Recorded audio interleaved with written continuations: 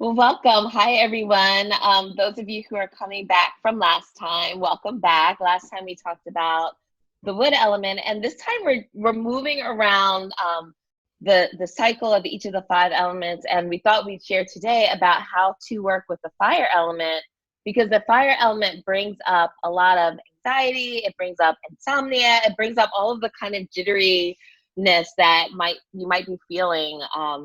As we move into first the fire element season, but just also in terms of all that is kind of going on with the world right now, that is a form of collective shock and collective trauma. So the fire element knows all about those things and gives us a lot of wisdom for working with those feelings.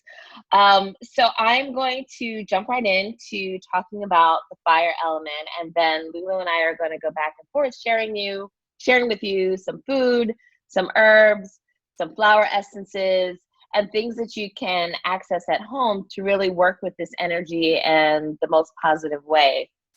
I call them like morning quickies or home healing rituals.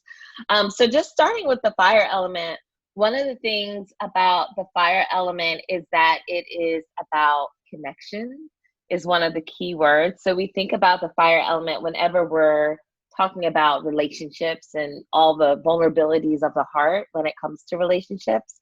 But another aspect of the fire element is about connection to our sense of a higher self or a divinity, or this kind of knowingness, that's this inner compass for ourselves. And that's also the fire element, and under the direction of the heart.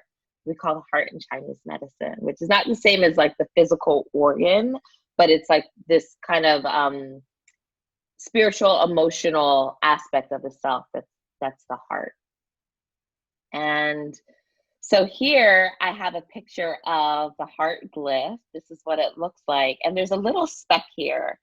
And the way that I think there's a beautiful poetry around this in Chinese medicine is that, the mythology or the theory is that, in the beginning, there was absolute oneness of the cosmos. Everything was in stillness and unity. And then there was this big explosion. Call it the Big Bang, but they don't call it the Big Bang. So there's this big explosion, and it was thought that every spark from that original explosion became a new soul. And so we see this heart with this little speck in the middle that represents that spark of the original oneness, or the original divinity, or the original allness. And it's called the Shen. And the Shen, again, it's this spark of divinity, but it's also this seat within us where we can access this kind of divine knowing, or this higher self. And one of the ways that we talk about is like you see the Shen in someone's eyes when they light up about something that they really love or care about or are passionate about. And so the Shen is very much our inner compass. It's the part of ourself that is moving in the direction of our destined path and has a full connection to it. So again, we're tying back in that idea of connection. And in the mythology, there's these little birds. So every element has this mythological creature. And in the fire element, it's these little red Shen birds. They're mythical. They're these like little birds, almost very small and humble, like sparrows. And the sparrows are birds that can like fly really close to the ground and be really earthy and give us all the messages of earth, but then they fly really high up into the heavens, and they almost like disappear into the sun. And when they disappear into the sun, it's when they're thought to kind of go and get those divine messages and those divine insights. And then they bring them back to us, and they rest in our heart when we're sleeping. And so in order for the Shen birds to have a really nice, safe home and give us really great dreams with lots of insight and inspiration, they need to have a lot of nice, warm, what we call heart blood, that keeps the Shen birds nice and nestled and safe and happy to be with us here on earth until they fly up into the heavens to get more insight. So the thing about these Shen birds is that, if you've ever been around birds, if they get like the slightest movement, they kind of fly up and run away. And so that is one of the ways that this ancient medicine has described trauma. It has talked about it as if like the Shen birds, because of something happening either to our physical bodies or our emotional body, some kind of trauma or upset, the shen birds are like, I'm out of here. I'm going back up into the sun, and I can't rest in the heart, so I'm just going to be out of here for a minute. And those symptoms of what we call the shen disturbance or the shen birds flying away give us a lot of the symptoms that we see when we talk about the fire element. So when those shen birds aren't resting in the nice warm blood of the heart, we get anxiety, or sometimes we feel it as like that little fluttering in our chest, and that's like the shen birds like trying to get out of here. Or insomnia, having a hard time sleeping. Another thing that comes up when the shen birds take flight is that we have a hard time making a decision. So it's like we have a hard time knowing what it is that we need or what we desire. And if you talk to someone that's in, a place of trauma, or even ourselves or some of our friends during this whole sheltering situation, we might be saying something like, oh, how can I help? How can I help you? And the person's kind of like, I don't even know. So that's part of a reflection of like that shen kind of being, flown out a little bit, and it can't really kind of really nestle in to get a sense of what a person needs. But also when the shen is disturbed, there's this like feeling of disconnection. Like I can't really reach out and connect to others, and maybe even feeling a little bit disassociated. So all of these symptoms kind of come together, and it could be one or two or all of them that give us this insight that, okay, maybe we need to look at the fire element for treatment. And both Lulu and I as acupuncturists would treat the fire element with acupressure points and acupuncture needles. But what we're sharing today are some ways that you can work with this fire element at home through your herbs and your oils and your flower essences. So anybody have any questions about that before we like jump on and talk some more about what you can do about this fire that's all flared up? Feel free to use the chat button at any time if you have any questions. Oh, everyone is muted. So yeah, so if you have a question, just shoot a chat message to one of us and we will answer it. And then we will unmute everyone at the end for some question time. Good? No questions so far. I have a question. So in other words, this is a way of expressing how the fire leaves the body, and the birds represent this fire in the heart center that leaves the body, leaving us feeling anxious, indecisive. Do you want to take this, or I just wanted to say it's not necessarily the fire that leaves the body, but the shen. In Chinese medicine, the theory is that the shen or spirit resides in the heart, kind of like that little bird nesting right in your heart. And that's the part that gets startled. Go ahead, sorry. No, that's perfect. I was going to say the exact same thing. And I would just add that the beauty about this theory is that an extension of that is this idea that the spirit can never be damaged. Mm. So there's no, it's like the spirit stays perfect no matter what. So it's really about reconnecting to that perfected spirit when we're in a state of trauma or unrest or brokenheartedness. It's not that, someone can, in this philosophy, no one can ever be spiritually damaged. It's that the spirit, we have to reform that connection to it because the spirit has kind of flown away to stay safe from the trials and tribulations of the earth. But that divine part of us can't be broken. I loved everything you just said. Like part of the fun of doing this with Lindsay is that this medicine is so fascinating that you always find a new part of it to get excited and inspired about. So thank you for letting us share this with you guys. As you can tell, we get really excited. We can talk about this stuff all day. So why don't we start? Lulu is going to share with us some foods, some really delicious foods to help nurture that nest for the shen birds, but to also, build that emotional, spiritual, psychic fire element blood and keep it nice and nurtured. So first up. So just a little bit, I work with food. It's one of the pillars of Chinese medicine, and it food is considered medicine in Chinese medicine. So there's no good food or bad food. It's all medicine, and it's used for different things. And I will try very hard not to go off on a tangent about blood deficiency, but I don't feel like we can talk about the fire element or insomnia or anxiety without dipping into blood deficiency a little bit, because it's very pervasive. And it can cause a wide range of symptoms. So definitely, if someone comes into my office with insomnia or anxiety or fatigue or dry skin or even bad eyesight, like a diminishment of eyesight, any menstrual problems, of course, any menopause symptoms, the first thing I ask them is about their diet, because all of those symptoms would be tied to blood deficiency. So why it's important for the Shen and rooting the Shen in the heart is it's like what the nest is made out of. It's what nourishes and supports the heart. And it's like, we call it mediumship in Chinese medicine, but it's just the raw materials that the energetic systems need to do their job, basically. So to root the Shen in the heart, my first advice would be to build blood. So, and clearly one of the easiest ways to do that is with food. And it's not on this list, but the first thing that I would say, at the risk of insulting any of our vegetarians in the group, is that the easiest way to do that is red meat. And I have a slide. oh, it's on the next page. We'll go back.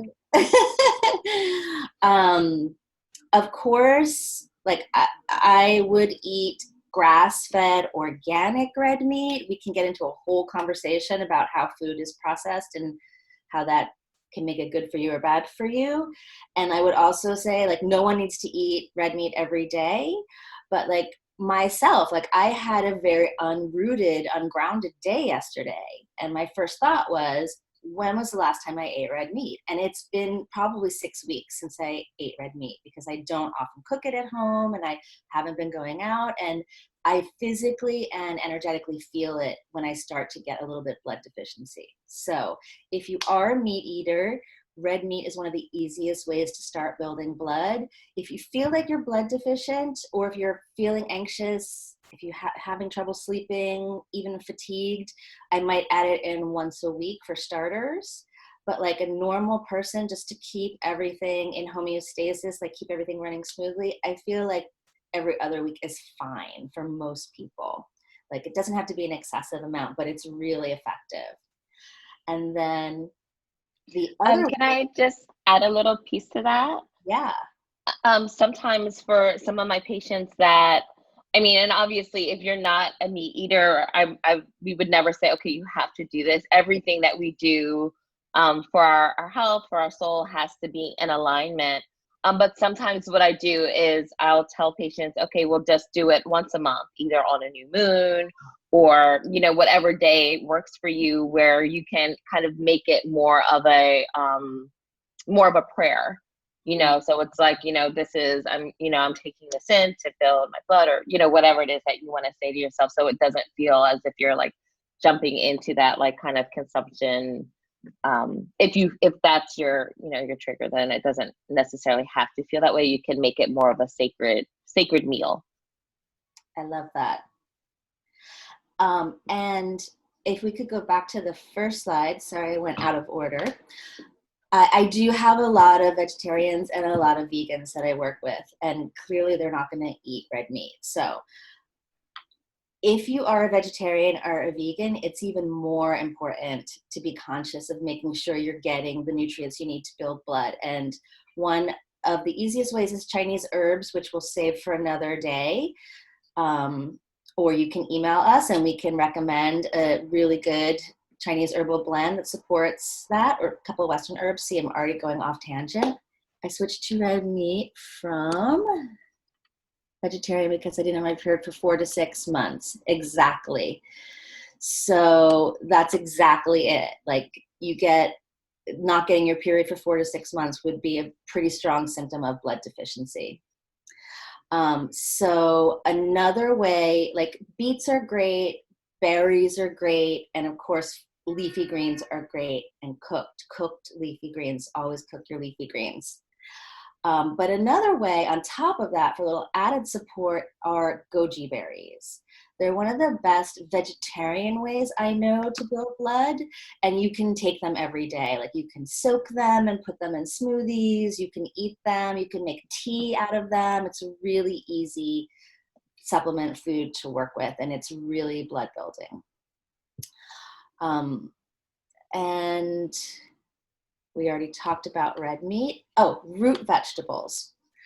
I put this in not as a blood builder, but in plant medicine, there's a law of signatures, and like what it is what it does. And root vegetables are a really great way to root yourself or ground yourself. If you want to do beets, it's like a twofer. It's a root vegetable and it's a blood builder. So I think that's it for food. Does anybody have any questions about that? No questions. Would you give some more examples of root vegetables? Oh, yes, sure. So beets, carrots, parsnips. I don't know if, what is it, Lindsay? Potatoes. Potatoes. I'm on the fence about potatoes, but that's like a whole nother topic. I think technically, yes, it is a root vegetable. Rutabaga. Love it. So like carrots, parsnips, beets would be like the first things I would think of. There are probably more that I'm not used to working with, but I like in the Caribbean communities, you think of like provisions, like your yuca and your things like that. I think about that as like kind of a grounding, stabilizing food. Got it. Yes. What about turnips? Are turnips a root vegetable? Nobody eats turnips anymore. I can't think of the last time I had a turnip. Yes. Turnips are a root vegetable. So they're very, very grounding. In fact, I talked about asparagus last time, how it's an arrow up. Well, a carrot is an arrow down. So if you're having any symptoms where you don't feel grounded, or even like hot flashes or nausea, things where the energy is rising, a carrot is literally an energetic arrow down. So yes, I think that's it for food, unless anybody has any more questions. Herbs. Okay. So to keep things simple, I'm sticking to one herb today. But again, both Lindsay and I are available for one-on-one sessions, and during this time we can do a Zoom session. So please email us if you would like to talk further about herbal blends, flower essence blends, food therapy. We are available to do one-on-one sessions. But today we're going to talk about hawthorn, which is one of my favorite herbs under normal circumstances, but it's really, really relevant for today. So you see the slide, and it's just such a great all-around tonic for the heart, both physically and emotionally. And I love it in Chinese medicine when the medicine goes both ways, when it treats like energetically, physically, emotionally, spiritually. So hawthorn is one of those medicines. So it is an ancient tonic. It, as you see, it dates back to the 1st century Rome, probably farther, but we have the first recorded episode of it. It is used for emotional heart as well as physical heart, as a protector of emotional boundaries and support during loss and transition. So it's particularly relevant, I think, for most people right now who are going through some people are going through a lot of loss, and all of us are going through a lot of transition. But it's a great general support for the heart. And here, you can get it in a tea, you can get it in a supplement, you can buy a tincture, but I really like to make my own medicine, and it's so easy. So here's my hawthorn tonic that I made.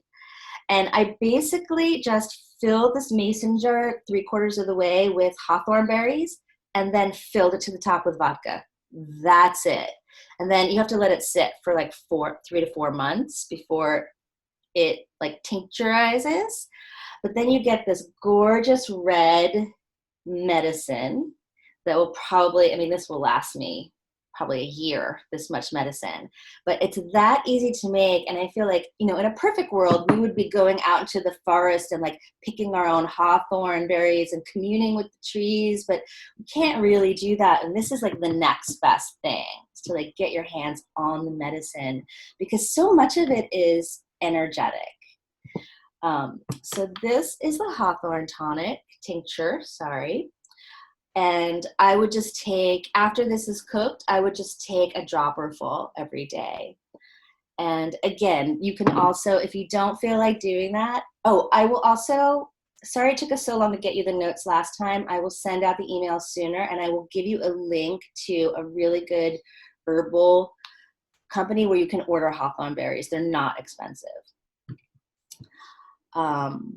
Any questions about hawthorn? Now you made it sound so easy. I'm like excited to make some now. It is so easy. It is so easy to make herbal tinctures. Like there are all different ways they need to be processed. Like some you have to more make a tea and then add the vodka, but like the berries and the roots, you really just have to let it soak in some kind of alcohol for 3 to 4 months. So yes, I hope everybody makes their own hawthorn tincture. Someone just raised a question about contraindications. There are none for hawthorn. Hawthorn is kind of like an adaptogen of heart medicine. Like it's just such a good all-around tonic. It's an anti-inflammatory. It's just like there's no reason why your body wouldn't need it. If your heart is like overworking, it's going to calm it down. If your heart is underworking, it's going to boost it up. Did you eat the berries? No, I do not eat the berries that have been soaking in the vodka. It's like when you eat the fruit in the sangria and you get wasted. Like these have been soaking, these have been soaking in vodka for a month now. So, but however, that brings up another point. Hawthorn's also a food. Like you can get hawthorn jelly. Like you can actually make food from the berries. So it's a food as well as an herb. What country is hawthorn native to? That is a good question, and I cannot answer that question with authority, but I think it's a pretty widespread medicine. I know we have hawthorn trees in America. I do know it is. I believe it's North American. I'm not 100% sure on that. But I feel like it's wider than that because I was in Scotland this summer studying herbs, and there were hawthorn trees there. So, but that is a very interesting question. I'm going to look into that. But it's a pretty common tree. And if you ever get to do an herb walk, I highly recommend it because you have no idea how much we're surrounded by the medicine. Like I would never notice a hawthorn tree, and now I notice them everywhere. They're just everywhere. Sorry, I get off on my excited tangents. I love it. Is that all of our? Do you want to move to talk about essential oils? Yes, let's do that because it's a perfect segue. I have a really great Heartbreaker heart blend that is such a great general heart tonic that I get really excited about it. So those are the oils that I use. Rose Absolute. Okay, one little thing about rose. I would love to use actual rose essential oil, but it is so expensive. Like a bottle this big would cost you $400 minimum. It's really, really expensive. So that's why I use Rose Absolute. Normally I would just use the essential oils, but I just felt like it was important to get some of the energetics of rose in this blend because it's such an important heart oil. And then geranium, coriander, helichrysum, and jasmine. Now this is amazing because like hawthorn, it treats physically. Like I would use this on someone that had heart disease or was recovering from a heart attack. Like it literally treats physical heart ailments and emotionally. Like this is my blend that I give people for a broken heart. And I wanted to talk about one of the oils in here specifically because it's one of the ones that not many people are familiar with, and that's helichrysum, which is also known as immortelle. And I feel like this is the heavy hitter when it comes to the repairing the heart physically and emotionally, because the word that I think of when I think of helichrysum is reparative. And I put a little note on the bottom here about how it's so reparative that it's also good for your skin. Like it heals burns and wounds and, wrinkles. Not that wrinkles are bad, but like it's incredibly reparative for your skin. And I actually use it in my face oils. But what we're talking about today is that it is a powerful, powerful heart tonic, both physically and emotionally. Heals a broken heart. And the reason that you might want to use it in a blend or at least with one other oil that smells really good is that it doesn't really smell that great. It doesn't smell like a flower. It's like a little bit strong and a little bit spicy. So like I highly recommend like getting it and working with it and smelling it and using it. But then when you want to use it on a regular basis, you might want to mix it with like geranium or jasmine or something that smells really sweet. Any questions? Oh, and there is a really easy acupuncture point that you can use. I mean, generally, if I'm using this on someone that's really brokenhearted, I will just rub it right into their solar plexus. Like, I won't even worry about acupuncture points. Like, I just want it, like, physically right on their heart. But there is an acupuncture point called CV17, which is, it supports the pericardium, but in Chinese medicine, supporting the pericardium is supporting the heart. And it's sort of right into your solar plexus. And I feel Heart like, chakra. what? I was saying heart chakra. You were saying solar plexus, but you're but I knew what you meant. So Yes, the heart chakra. And I mean, if you feel along your solar plexus, the whole thing is going to feel a little tender. That's why, like, I'm not shy about just like working the whole area when you're dealing with an emotion like a heartbreak. But like, I'll email you the technical location, but it's kind of like smack dab in the middle, and you will sink into it, and it will be achy. And since we can't put an acupuncture needle into you right now, using a little bit of helichrysum, just a little bit on your fingertip, and just lightly putting it right on that point will be the equivalent. It'll be working energetically with that point, and you can self-treat right now using that point and using really any of the oils that I talked about in this blend. Lindsay, any questions about that?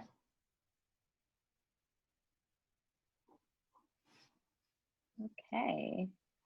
Well, we're going to transition into talking about flower essences, which is one of the primary forms of medicine that I use in my practice. And what I love about this series is that we're getting to know plants from different aspects of their being. So talking about plant medicine as food, talking about it as herbs, talking about it as oils, and now talking about it as flower essences. We really get to see that the full spectrum of a plant's energy system is accessible to us as herbal medicine and as healing medicine. And so just very quick reminder for those who haven't worked with flower essences before, because they have a name that's similar to essential oils. But just a reminder that essential oils, like the ones that Lulu just described, have a scent to them, either pleasant or unpleasant, and they're mostly used topically. There are some cases where you can use essential oils internally, but in general, you're using essential oils for aromatherapy and using them topically. Flower essences are very similar to herbs in that they're taken internally. The standard dose is 4 drops under the tongue 4 times a day.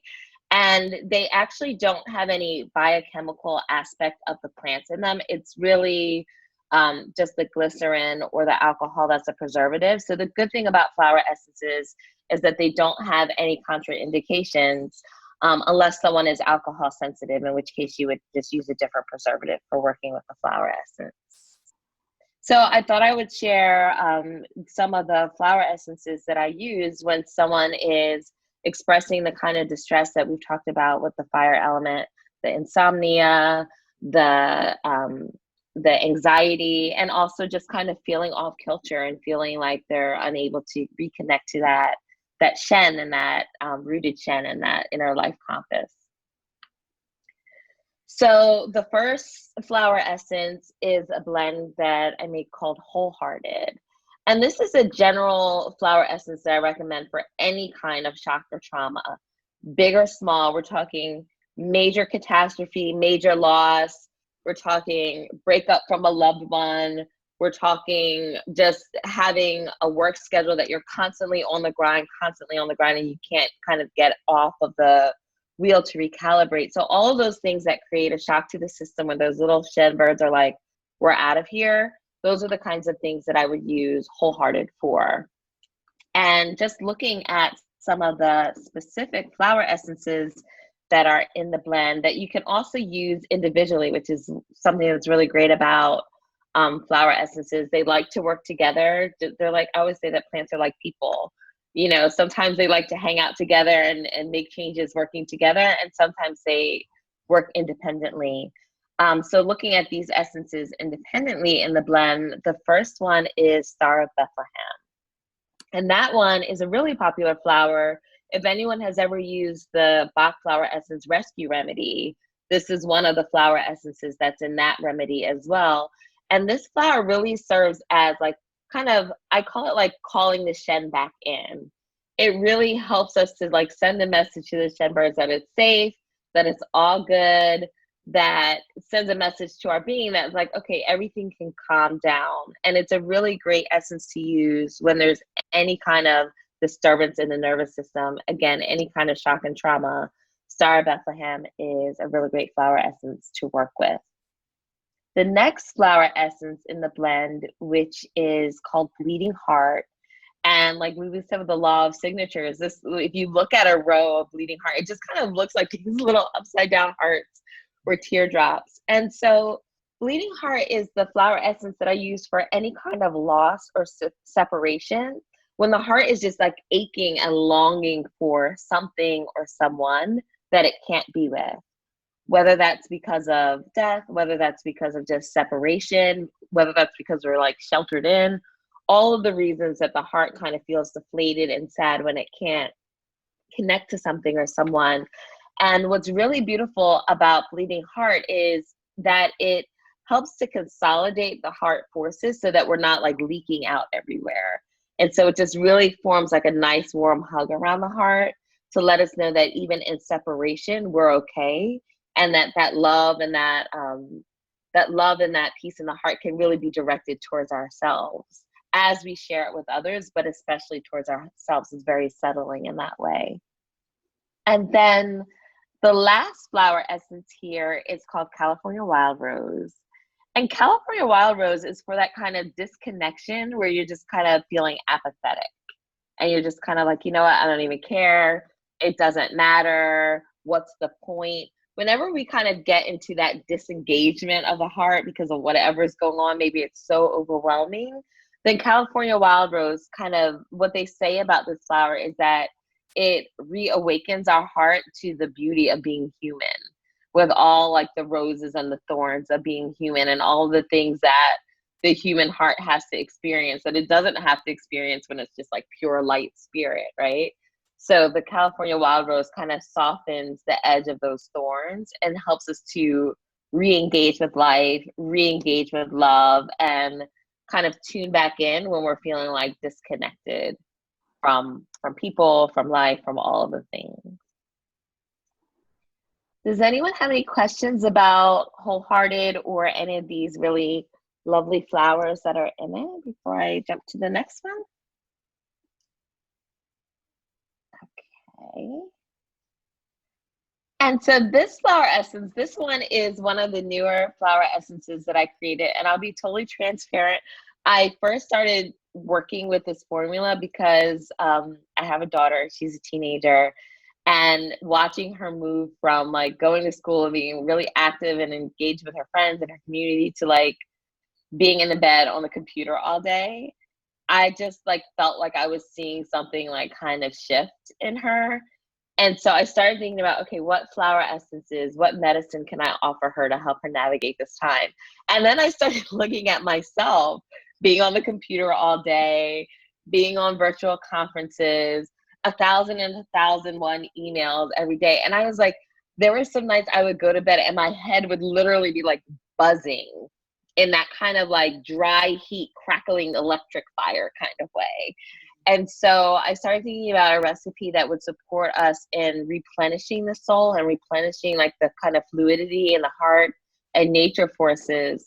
And so that's where reconnect comes from. It's about reconnecting to nature and the forces of the earth, but also reconnecting and re-engaging our hearts when we're feeling what I call dried and fried from all the technology that we're using these days. And so this is kind of the imagery that I think of with this flower essence. It's moving from feeling this kind of nervous anxiety that's from like kind of being overstimulated, whether that's from technology or just the environment in general, the electromagnetic waves, the overall climate of panic and fear. So this kind of overstimulation of too many things coming at us that leads to the heart feeling a little bit of unrest, to moving and creating space for a deeper kind of soul sensitivity and connection and groundedness, whether that's finding ways to connect with nature or finding ways to connect with people, but whatever it is that kind of soothes the soul when we're feeling this kind of chaotic energy. And so two of the flower essences that are in the blend, the first one is called Desert Lily.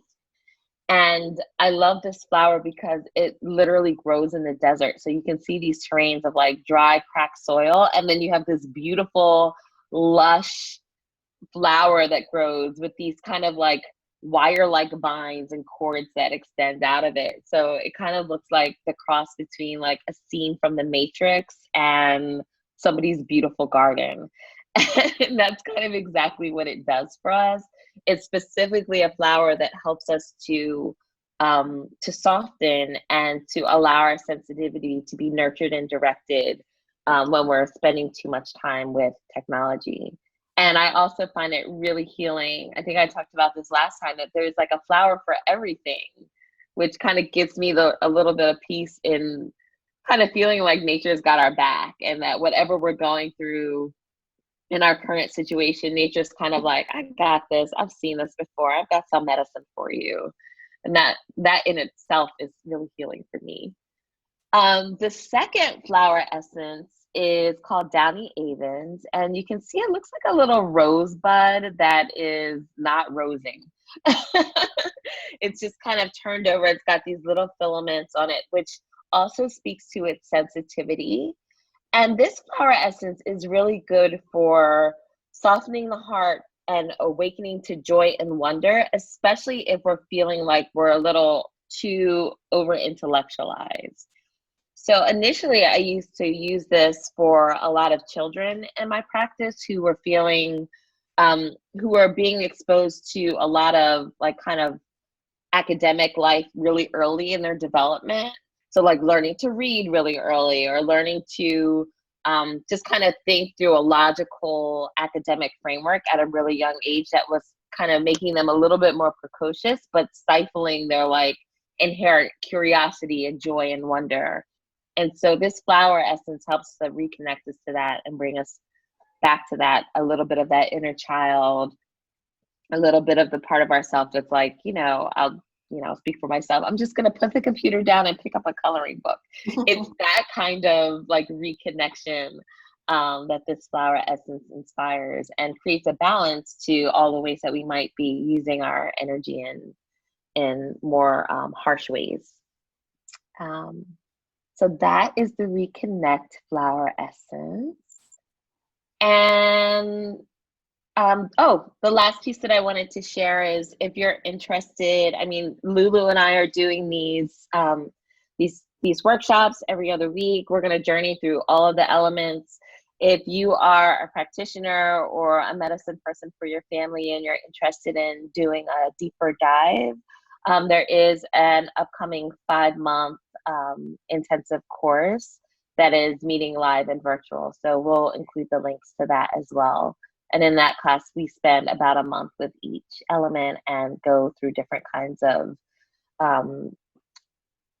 a flower essence specifically, but also things like yoga and meditations that you can add into your exploration of the elements. And I have our contact information here. And yeah, go ahead, Lulu, I see you. I will send out an email with links. All of the blends that Lindsay talked about are available on her website. I will put a link to the location of the acupuncture points, a link to my oils. I'll list the oils that are in the blends and the flower essences that are in the blends. I'll send that out, and I'll do it this week instead of waiting 2 weeks like last time. And feel free to contact us at any time if you have any questions about any of this. But that said, does anybody have any questions now? No questions. Okay. So, has anyone here used either the essential oils that were mentioned, the herb that was mentioned, or the flower essences that were mentioned, and have an experience that they'd be willing to share in terms of their experience? I have a question.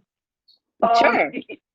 The title was Insomnia. What do you recommend for the insomnia? Because you bought valerian root for at the vitamin store, and they're a big vitamin. They're big in wholesale company, and they only had a few capsules left.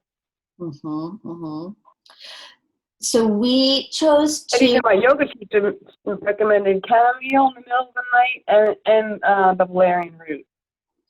So we're both practitioners of Chinese medicine, and we look at it through a slightly different lens. So we approach today through the fire element. Fire element, yeah. And like the first thing that we would look at when someone has insomnia is what's going on. Are you blood deficient? Do you have a heart issue? Is your shen not rooted? Like that's the way we would look at it. But but I would look at the list of foods. Like, when is the last time you had some red meat? I know it seems very counterintuitive. I know when you mentioned that, I was trying to think back. Probably, yeah. But, so I tried becoming vegan for a long time, and it doesn't work for me. My blood, I don't know. It doesn't much about the blood, but some people say your blood type and some kind of bread. Have you ever heard that one? I've heard it all. And the beautiful thing about Chinese medicine is that in Chinese medicine, there is no such thing as one size fits all anything. Every single person has a different constitution, is dealing with a different set of imbalances. So like this is an opportunity if you wanted to reach out to Lindsay or to me, and we can ask you a bunch of questions and get a little bit more information, and we could actually make some dietary recommendations, make some individual herbal recommendations, flower essence recommendations. But right off the bat, I would say I always go simple first. Like, what are you eating? When was the last time you had red meat? And have a steak tonight or a burger or something, because it's like instant blood infusion. So, ahead, Lindsay. And I was is that because the iron, or due to what? Is it bone marrow or is it iron? What is? It's blood deficiency, blood. In Chinese, and it's like a little bit different thinking of it. Creatine? Sorry? Blood. Yeah. Like, what is it related to? Your creatine, the nothing from the iron? Nothing from a Western standpoint. It's from an Eastern standpoint. Okay. Yeah. I know, it gets a little different framework. It's hard. Ayurveda isn't Chinese either. That's Hindu, right? What is? Ayurveda isn't Chinese, is it? Ayurvedic is Indian, Eastern. Indian, yeah. Yeah, because even that's hard to follow. You got to be up at a certain time, either do your business at a certain time. Oh my God. Well, it's so hard. The thing that I love about these systems too is that it's not just thinking about what you're experiencing, but why. Yeah. And so if your symptom, like on an external level, is insomnia, then we want to find out, well, why is there insomnia? So if it's Oh, something yeah. like there's something that's keeping you up at night, something that you're worried about, something that you're like, I just can't settle down, or maybe it doesn't feel safe, you know, emotional. Believe me, if I had that answer, I would love it. Instead of going to the doctors and they say, here, take this pill, here, take this, here, take that. I'm like, no, I don't want to take that. But it's hard to find, you know, good therapies like you that, and I try to follow people that have been there, done it. They've had their own life experiences and have done, you know, your experimentations too. They follow Chinese, they follow this, they follow that. So yeah, it's hard listening to all of it because it's all jumbling and it's hard to follow any of it. But trying to pick different pieces of what works. Something's got to work. And I think that's the best wisdom, right? Is to, like Lulu said, she's going to send out the links. And sometimes it's really great to just start with one thing and Right. see what. Yeah, that Hawthorne was really great. Yeah, I might try that. That's, like you said, it works both ways. So why not? You know, it can't hurt. You know, so why not try it? Why not do it? And eat a steak. And eat a steak. Yes, definitely. Thank you. You're welcome. Thank you for sharing. Great discussion. Thank you. Thank you. Does Okay. anyone else have a question or want to share in the last? Oh, sorry. Did Go I for interrupt it. somebody? I'd like to share. I'm Sandy. Hi. Thank you, by the way. And so sorry I started late. I had a issue with this tech issue. I just wanted to share how I was so amazed, and I was going through very difficult times, losses, and very difficult. And I used geranium and the rose essence. Just those two. Geranium's so supportive. Sometimes I would just, like, running out the door, I'm like, okay, I'm just going to get a little geranium and just put it on my scarf, a little. So beautiful and supportive, those two together. And sometimes I would do a bath at night, a warm bath with lavender and geranium and the rose. But, you know, the problem with the rose is that it's very expensive and it goes bad quickly. So if I forgot to put it in the refrigerator or something, I was like, oh. So I kind of didn't use that so much anymore. But even just using the lavender and the geranium together, that was really nice too. So my gosh, what a powerhouse to use like that, the combinations that you guys talked about today. Very interesting.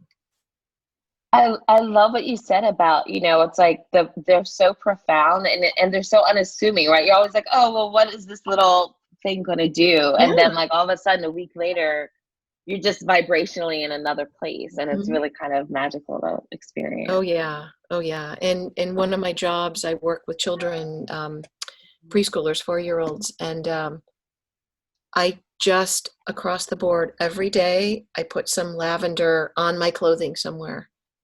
So that when they're close to me, they smell. And I really believe in that. Yeah. Oh, yeah. Oh, yeah.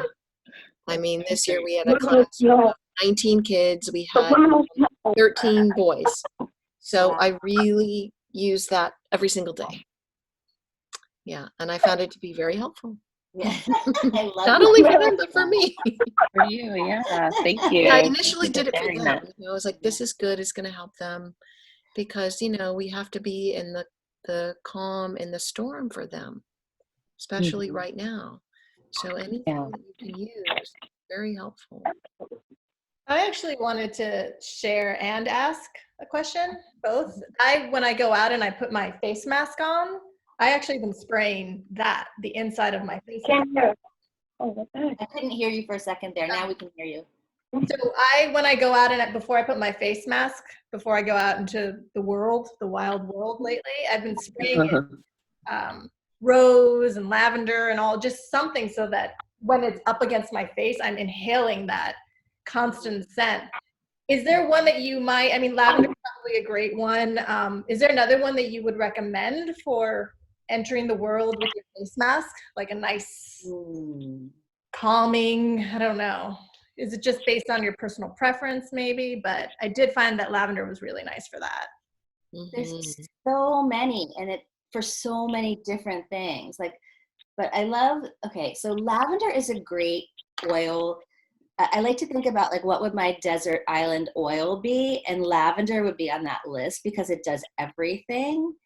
So that would be a great one for like calming, clearly. But I'm thinking like you can use an oil for like immune support. Like you could use eucalyptus, so it's like immune support, and you're inhaling it into your lungs, which is tonifying your lungs. Geranium is one of my all-time favorite oils. That would be on my desert island list for sure. Vaseline on nostrils. Love that. Can I request a mask mix? A mask. A mask mix? I love that. That's such a good idea. Yes. Yeah, mass mix. I'm gonna think That's about that. I'll be your guinea pig. I would love to. I've been doing that lately. I just spray the mask and then I go out, and it just gives, first I'm smelling a beautiful scent. And I love geranium so much. It tends to give me a headache though, I've noticed. Interesting. Yeah. Has that experience? The smell is one of my favorites, but then I get a headache from it. And it's the only one that doesn't. Well, you know, lavender is also an antibacterial, right? Yeah. So Yes, it is. even And more. it heals. Yeah. So that's an excellent question. That's gonna be my project today. I'm gonna think about that. I'm gonna come up with a list of my favorite mask mix suggestions, and I might play with it a little bit. You know, I like that. When I'll be teaching yoga tonight, and I will mention to people, you know, if you have any lavender, or if you have, just put a little something on your mask. You know, anything, all these small things add up for people to help them to feel held and a little bit more grounded, you know, and what a great idea. And also, it's, you know, it's medicine. Like, It is. It's accessible, and it's, you know, everywhere, and I don't think it's given the weight that it deserves, but it is medicine. If you put an essential oil on your mask, you are giving yourself a treatment. And I just wanted to toss the ball to Lindsay, because I think there'd probably be some really good flower essence, the sprays that would be good for you too. Definitely. There's there's a spray that I made right at kind of like the onset of this, which is called Calm and Clear. Just to bring in the water element, and it's really for like kind of creating a barrier between all of the noise, whether that's people or the news or social media or all the places that kind of gets us a little fluttered out. So I actually keep it in my car, because I feel like even just leaving from my house to my car, I'm just like a little razzled. So something like that to spray. And then there's also a really great essence called Yarrow Environmental Solution, which is created by the Flower Essence Society, and that's also like a nice blends. It's one of my favorites. It's a really great blend for just kind of creating a force field around you, energetically, and so much so that I used to use it in my clinic. I would use it in between patients because it really just disperses things. Another thing that you can use as a spray, either with or without flower essences, is Florida water. Like if you mix just 2 parts Florida water with 1 part water and mix that around, it's very dispersing and cleansing. And then of course you can put in essential oils as well, like a lavender or, you know, whatever. Frankincense is really good for that spray too. But just there's lots of different ways that you can kind of create a sanctuary using these different plant allies to like we just to feel held and supported, and also have some agency. Like we don't have to like, there are things that we can do for ourselves now, even if there are a lot of things that we can't control. So yes.